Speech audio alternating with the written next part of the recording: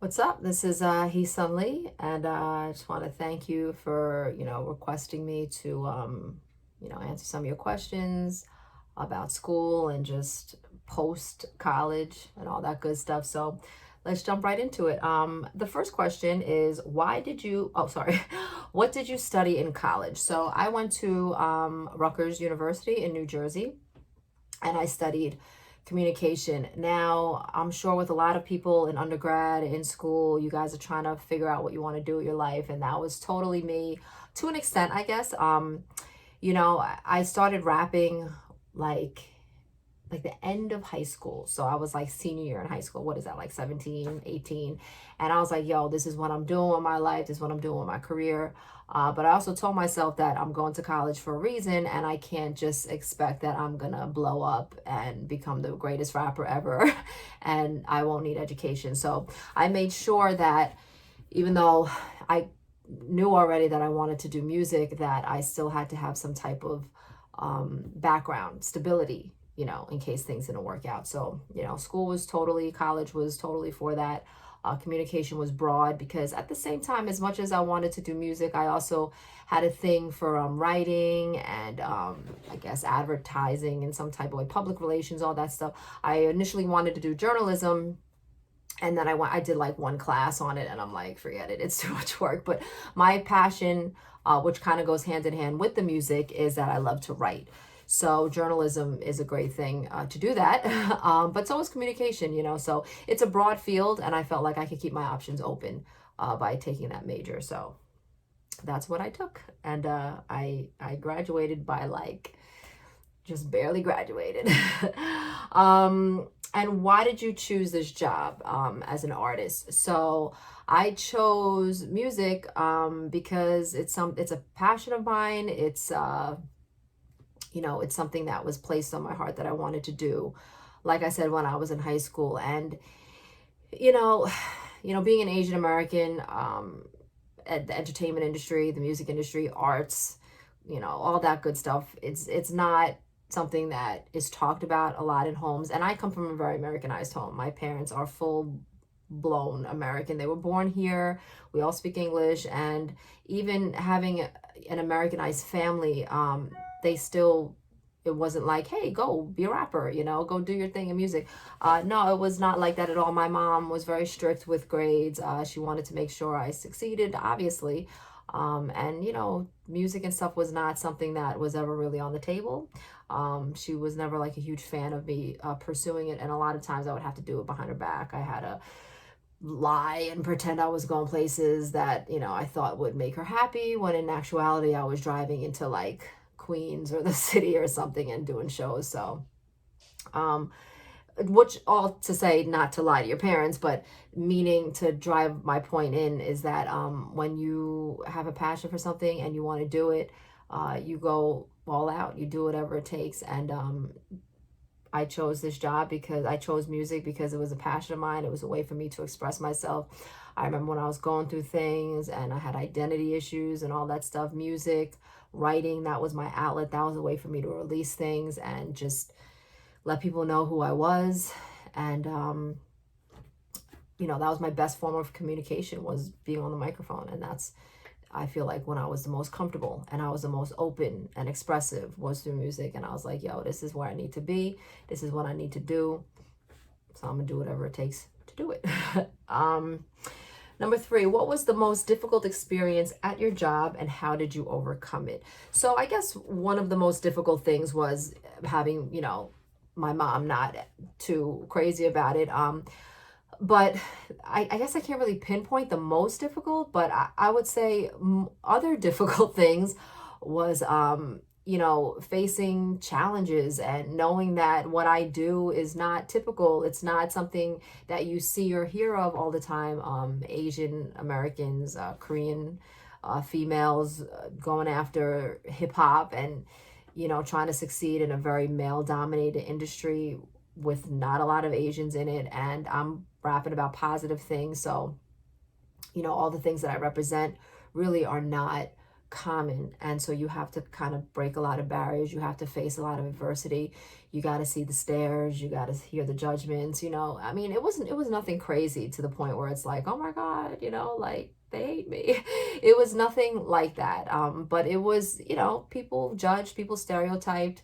It was, and even if it wasn't people, a lot of times it was myself. It was me telling myself, oh my gosh, you can't do this. Why are you doing it? You're crazy. There's a reason nobody that looks like you does these things. Like, just stick to something more stable. So a lot of my experiences that were difficult were, dealing with all the obstacles in front of me, but at the same time, it was dealing with the obstacles that were, I guess, inside of me, like things that I had to overcome and believe in myself more and prove to people around me that I was capable of hanging in with everybody, like, measuring up to what everybody else was doing in music, and once I talked to myself and I kept, kind of just telling myself, you can do this, being a Christian, having God on your side, he constantly reiterating and confirming to me that this is your calling, this is what I have for you, and I won't let you fall, pretty much. So that's what got me through a lot of stuff. Number 4, what do you like the most about your job? What I like the most about being an artist is I could honestly say there's a lot, but if I really had to narrow it down, it would be inspiring other people. Through all of the years that I've been doing it, and still am doing it to this day, there's nothing greater than getting off the stage and talking to someone who says, oh my gosh, I was so inspired by you. Thank you for opening doors for us. Thank you for showing women women that look like us that we can pursue these things. We could go after these things and I don't have to be scared or worried. And the same thing goes for when you drop a song and you hear people give you feedback on that. So there's so many obstacles with being an artist. There's a lot of instability, a lot of hardships, challenges. There's things that are unavoidable. There's no guarantees. There's no promises. I could go on and on about the hardships of being in the music industry, especially the hip hop industry. But what kind of overcomes all of that is the feeling of being appreciated, of being noticed, of being recognized, and that you're inspiring people, that all of the kind of the whips that you're taking and the amount of times that we fall and we get bruised and we go through all this stuff, that we're doing it for other people so they can succeed. I think it's a great thing to open doors for others and to help people, to say, hey, you can do this, you can be that, you can be that woman, you can be that Korean American, you can be that Christian, you can be that person who changes the world, no matter how hard it is. Just keep going. So okay, next question, number 5. How long after graduation did it take you to get to this career? So I was doing music before college, I was doing music during college, and I obviously was doing music after college. When I was pursuing my music career, before college, obviously I was just starting up. I was only 17 or 18 years old, but I was writing constantly. I was trying to find producers. I was trying to be cool and, say, hey, I'm a rapper. I was sending out demo tapes to my friends in school and in high school. And then when I was in college, a lot happened when I was in college. I was getting shows in my school, and I was getting shows, in churches, and I was working with this ministry out in Queens. And we were doing so many things. We were hitting up like detention homes, foster homes, community centers, block parties, obviously churches, different, houses. We were everywhere in Queens, all over New York City pretty much, but predominantly Queens. We were at a lot, and I was going there every weekend. This was in the later half of my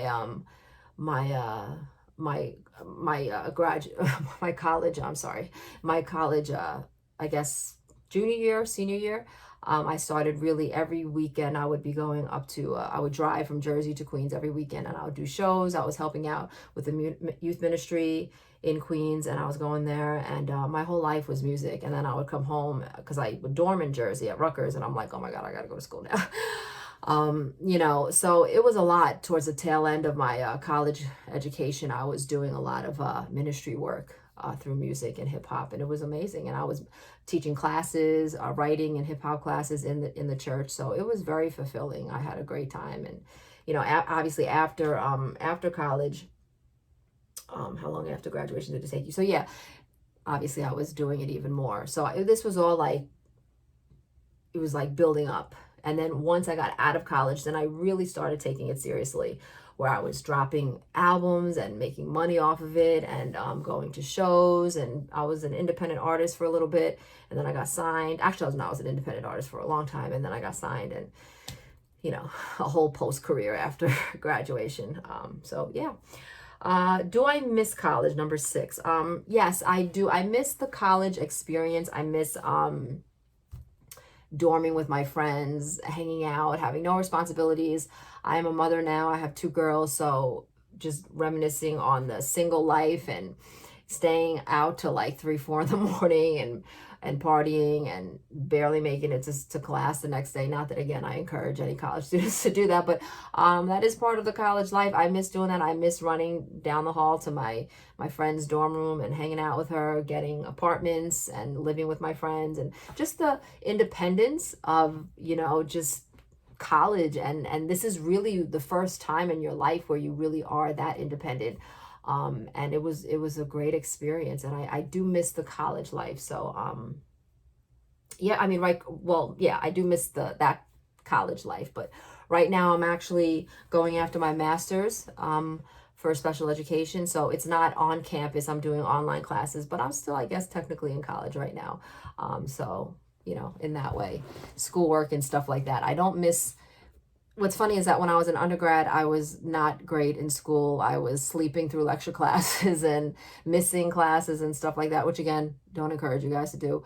But now my focus is totally different. I guess I'm older now, and I'm an adult, so I have different reasons, and I have a goal in mind as to why I'm going to school. So it's a little bit of a different perspective now, doing my studies for my master's. Number 7, the entertainment industry is a non-traditional career path. Was there any point in which you wanted to give up pursuing your dreams in favor of a more stable career? So, no, I was never that person where I said, hey, I'm going to confine to a 9 to 5 and do typical things and have a typical job and live a typical life. That was totally not me. To an extent, to this day, is still not me. When I got out of college, I got a 9 to 5 job for a couple of years until I was pregnant. And I just worked just so I could support my music career, because being an artist is actually very expensive. You spend more than you actually get most of the time. But yeah, after my first daughter was born in 2012, I have never had a regular, stable 9 to 5 job. And I would say recently I've been kind of feeling the stress of, oh my gosh, you're not making enough money. You're not where you need to be. Time's going. You need to pick up the pace. And so in that way, now, because I'm older and I'm realizing, hey, I don't know if I could rap for the rest of my life. You need stability, especially with having a family and 2 daughters. And, you can't really pursue your dreams if you don't have finances. So people just think, hey, I want to be an artist and I want to be a singer or a rapper or something extravagant and wonderful and amazing, but they don't realize that there's so much work involved to it. It's not just stepping on a stage, getting on America's Got Talent and becoming a millionaire, and being recognized by millions of people. It's a 1 in a million chance of that happening. So a lot of it is hard work. A lot of it is behind closed doors. You don't see what these artists are going through. You think, I'm not working sometimes because I'm not making an income every 2 weeks or whatever, but I'm struggling to put out songs and to get shows. It's just a constant grind. And my whole, ever since I was in college, I've been doing this. So it's been a good amount of time. So it's the point where I'm a little exhausted now, and I'm a little bit older. So I feel like I have to be a little bit more stable in that. If I can find more stability in my music career, then hey, I'm gonna keep going with it. But that is also one of the reasons I'm going after my master's right now, is because I do want a little bit more stability in my life. Not saying I'm going to give up music, but again, just want more options now. And the last question, any advice for graduating students who want to pursue a career in the entertainment industry? So this is pretty much just going off of everything that I've been saying. If you want to pursue something in music or in the arts or anything of that sort, I highly recommend you do it. We need more, especially Asian Americans. We need to have more of a voice in the arts area, in the arts industry, and show people that we're the stereotypes that people place on Asian Americans are not correct. That we can break them. We can be what you don't think we can be. And that has been my slogan and my motto and my brand ever since I started rapping, is to break stereotypes and to show, there's my hat, and to show people that you can go against the grain and you can do it and nobody can stop you. So if you have that dream and you feel you have that calling to do it, by all means do it, and I believe that just because you want to do something in the arts that you may feel or think that you don't need a college education for, I truly believe in my heart that you will always need education. You will always need stability in some form. You will always need a backup plan. Not saying that, oh my God, you're pretty much saying I'm going to fail, or no, it's just you want to know that you have options all the time, no matter what. Because like I said, the music industry is very hard to succeed in. It's very hard to live through, and it takes a lot out of you. So like what's going on in my life right now, I did music all of these years, but because I got my BA as an undergrad, back when I was at Rutgers, it enabled me to be able to go after my master's now. Whereas if I didn't graduate in my undergrad, then I would have had major problems and I wouldn't be able to go after my master's right now. I'd have to do double work and it would be a headache. So it's just something to have in your back pocket, and don't underthink college education. That it is very useful, and it could really help you, and it could do wonders for your future if you ever need to get a job, or you want to support a family. I mean, all that adult stuff. So but yeah, but if your first thing is to go after music, by all means go after it, and go after it all the way. Don't kind of like half it. You know what I'm saying? Like, if you really want to do music, you got to do it, and you got to know that it's not what I said earlier. It's not just about getting on stage and expecting millions of fans to just chant your name. It takes years and years for fans to do that. So just stay encouraged, and if you have the motivation and the grind to go after music, I highly encourage you do it. It is so fulfilling. It is the best feeling in the world. But just know it takes a lot of work and a lot of dedication and a lot of patience. So I hope I was helpful. Thank you for interviewing me, and peace. Heesun Lee.